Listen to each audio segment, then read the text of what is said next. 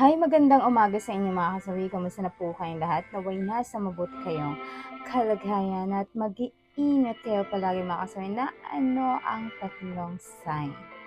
Bakit natutokso ang babae? Pakinggan niyo to mga kalalakihan, baka isa ka sa merong nakikitaan ang jowa mo or isa eto sa mga sign na nakikita mo sa iyong jowa or asawa mga kasawi. Una mga kasawi is malayo sa jowa or asawa.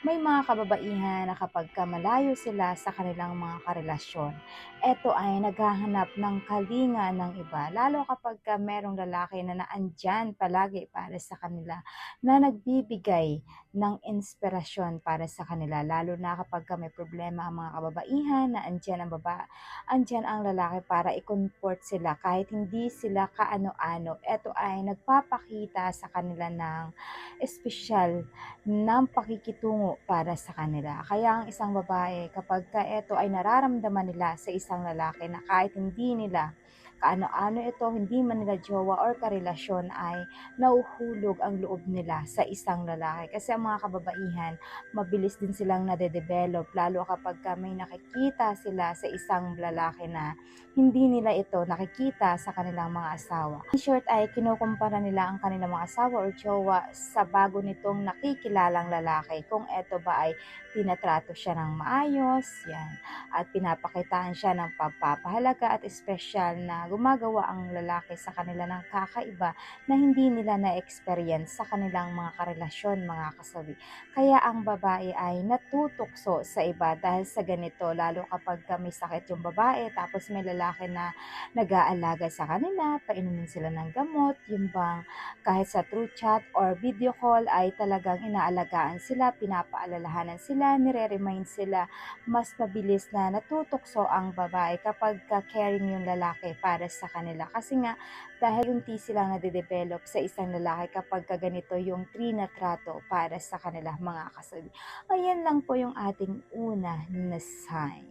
Ang pangalawa mga kasawi is binibigyan sila ng espesyal na treatment. Ayan ang sinasabi ko, kapag hindi nila nararanasan ito sa kanilang mga asawa or jowa na for example, kapag niyaya nila yung jowa nila, ayan, na Han, pwede bang samahan mo ako sa ganito? Or Han, pwede ba na ikaw muna yung pumunta sa ganitong lugar kasi pagod ako, hindi ko kaya ganyan. Tapos yung kanilang karelasyon ay hindi ito pumapayag, tapos sa halip na suyuin ito ay binubulyawan, sinisigawan. Kumbaga, in short ay talagang yung babae is nawawalan sila ng gana. Tapos may lalaki na nagpaparamdam sa kanila ng kakaibang treatment. Yung bang tinatrato sila na parang prinsesa, tapos lahat ng utos nila, kahit hindi nila inuutusan, ay talagang pinaparamdam sa kanila kung gaano sila kahalaga sa isang lalaki. Ay mabilis talaga silang natutokso. Gusto nilang itry ang ganitong lalaki para naman mas maintindihan nila sa sarili nila kung ano ba ang pagkakaiba ng kanilang karelasyon at sa hindi pa nila karelasyon mga kasawi. Kasi kakaroon sila ng curiosity sa isang lalaki na pinaparamdam sa kanila yung special na treatment mga kasawi. Ayan lang po yung ating pangalawa na sign. Ang pangatlo mga kasawi is kinikilig na sa iba. Ayan.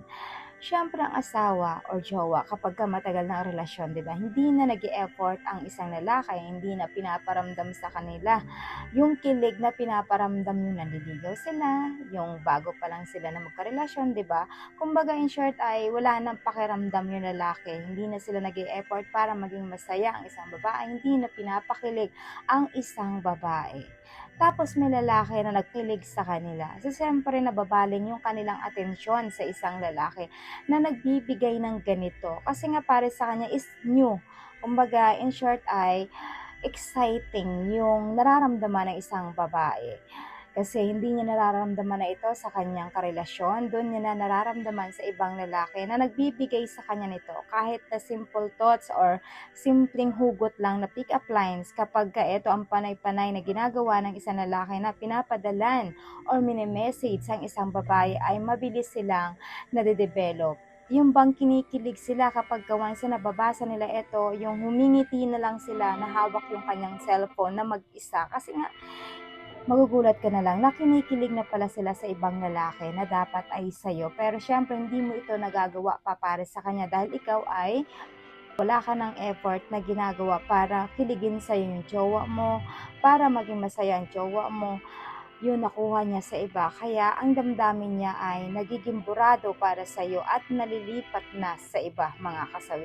Ayan lang po yung ating pangatlo na sign. At syempre hindi mawawala yung ang advice sa topic na ito. Lagi niyong tatandaan sa mga kalalakihan, hindi masama na dapat tinatrato natin na special ang isang babae.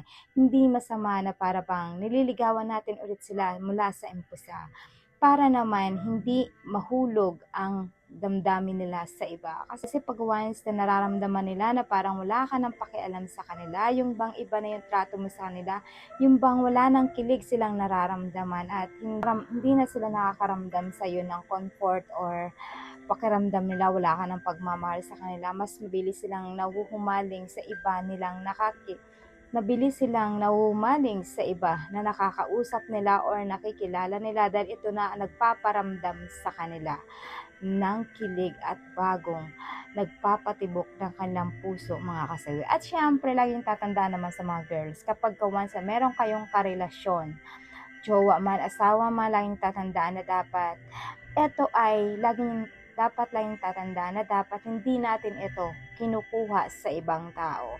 Dapat kapag gawan sa kulang yung lalaki, dapat eto ay punan mo. Sabihin mo sa kanya na, Han, bakit ganun? Parang wala ka ng effort na ginagawa sa akin, hindi mo na ako napapakilig pa, nagde-date na tayo, hindi na nagagawa. Lahat sabihin mo para sa kanya kasi minsan ang lalaki kapag sobrang na sa trabaho yan, hindi na nila nakikita na meron na pala silang pagkukulang sa'yo. Kung paano ka itrato, kung paano ka pahalagahan. Nakakalimutan na nila yun dahil sobrang kabisihan nila, dahil para sa kanila is mas gusto nila na gumanda yung buhay ninyo. Kaya yung instead na gagawin nila sa inyo ay hindi na nila nagagawa, 'di ba? So, i-remind mo yun sa kanya palagi, sa inyong mga mister, na nawawalan sila ng ganitong sitwasyon or tinatrato sa inyo ay nawawala na ng ganito. Maganda na i-remind nyo yan sa kanya para mas naaalala nila na meron ka na palang damdamin na ganito na iniipon mo na lang. Para at least mabago niya yung kanyang kinikilos, pinabago niya na yung lahat ng pagtrato sa'yo para babalik yung kanyang effort para sa iyo, mga kasawi. Yan lang po yung mga kasawi yung aking advice. Maraming salamat po sa patuloy na pagsuporta niyo sa akin, sa walang sawang pag-share at pag-comment. Sa mga hindi pa po nakapag-subscribe, mga kasawi, pwede na po kayong mag-subscribe, pwede na kayo mag-follow para updated kayo sa topic ko araw-araw. Magandang umaga, mga kasawi. Mahal kayo na inyong advisor.